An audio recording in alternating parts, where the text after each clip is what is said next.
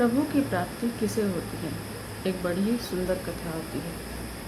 एक राजा था, वह बहुत ही न्यायप्रिय और प्रजावत्सल और बड़ी ही धार्मिक प्रवृत्ति का था। वह हर रोज अपने ठाकुर जी की बड़ी श्रद्धा भाव से पूजा करता और उनको याद किया करता था। एक दिन ठाकुर जी ने प्रसन्न होकर उसको दर्शन दिए और कहा कि राजन, मैं तुमसे बहुत प्रसन्न हूँ, तुम्हारी कोई इच्छा हो तो बतलाओ। प्रजा को चाहने वाला राजा बोला, भगवान, मेरे पास आपका दिया हुआ सब कुछ है। आपकी कृपा से राज्य में सब प्रकार से सुख शांति है। फिर भी मेरी एक ही इच्छा है कि जैसे आपने मुझे दर्शन देकर धन्य किया, वैसे ही मेरी सारी प्रजा को भी कृपया कर दर्शन दीजिए। यह तो संभव नहीं है। ऐसा कहते हुए राजा को भगवान ने समझाया, परंतु प्रजा को चाहने वाला राजा भगवान से जिद करने लगा। आखिर भगवान को अपने भक्त के सामने झुकना पड़ा और वे बोले, ठीक है, कल अपनी सारी प्रजा को उस पहाड़ी के पास लेकर आना और मैं उस पहाड़ी के ऊपर से सबको दर्शन दूंगा। यह सुनकर राजा बहुत ही खुश हुआ और उसने भगवान को धन्यवाद दिया। अगले दिन सारे नगर में ढिंढोरा पिटवा दिया कि कल सभी पहाड़ के पास मेरे साथ पहुँचें। वहाँ भगवान पहाड़ के ऊपर से आप सबको दर्शन देंगे। दूसरे दिन राजा अपनी सारी प्रजा और अपने स्वजनों को लेकर चलने लगे। अब चलते चलते रास्ते में एक स्थान पर तांबे के सिक्कों का पहाड़ दिखाई दिया। प्रजा में से कुछ लोग उस तरफ भागने लगे।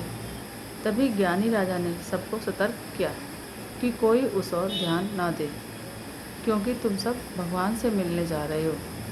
तो इन तांबे के सिक्कों के पीछे अपने भाग्य को लात मत मारो। परंतु लोभ लालच के वश में होकर प्रजा के कुछ एक लोग तांबे के सिक्के वाली पहाड़ की तरफ भाग ही गए और सिक्कों की गठरी बनाकर अपने घर की तरफ चलने लगे। वे मन ही मन सोच रहे थे, पहले इन सिक्कों को समेट लें, भगवान से तो फिर कभी भी मिल लेंगे। अब राजा मन में बड़े दुखी हुए, लेकिन आगे बढ़े। कुछ दूर चलने पर चांदी के सिक्कों का चमचमाता हुआ पहाड़ दिखाई दिया।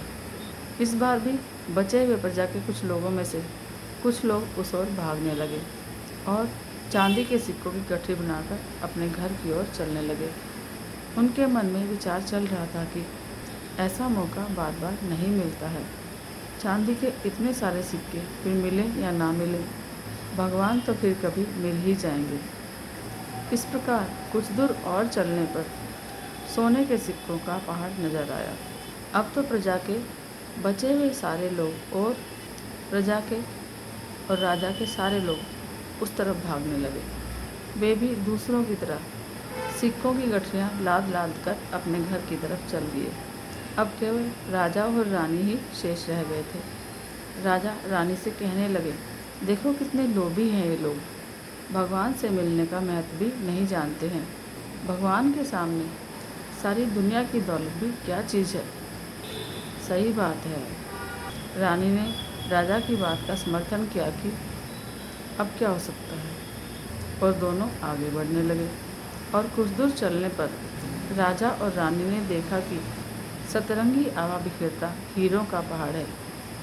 अब तो रानी से भी रहा नहीं गया। हीरों के आकर्षण से वह भी दौड़ पड़ी और हीरों की गठरी बनाने लगी। फिर भी उसका मन नहीं भरा तो साड़ी के पल्लू में भी बांधने लगी। वजन के कारण रानी के वस्त्र देह से अलग हो गए, परंतु हीरों की तृष्णा अभी भी नहीं मिटी। यह देखकर राजा को अत्यंत ग्लानि और विरक्ति हुई। बड़े ही दुखी मन से राजा अकेले ही आगे बढ़ते गए। वहाँ भगवान सचमुच ही खड़े हुए उसका इंतज़ार कर रहे थे। राजा को देखते ही भगवान मुस्कुराए और कहा, कहाँ है तुम्हारी प्रजा और तुम्हारे प्रियजन? मैं तो कब से उनसे मिलने के लिए बेकरारी से उनका इंतज़ार कर रहा हूँ। राजा ने शर्म और आत्मग्लानि से अपना सिर झुका दिया। तब भगवान ने राजा को समझाया, राजन, जो लोग अपने जीवन में भौतिक और सांसारिक प्राप्ति को मुझसे अधिक मानते हैं, उन्हें कदाचित मेरी प्राप्ति नहीं होती और वह मेरे स्नेह और कृपा से भी वंचित ही रह जाते हैं। कहानी का सार ये है कि जो जीव अपने मन, बुद्धि और आत्मा से भगवान की शरण में जाते हैं, और जो सारे लौकिक मोह को छोड़कर प्रभु को ही अपना मानते हैं, वो ही भगवान की सेवा और कृपा प्राप्त कर सकते हैं। जय श्री राम।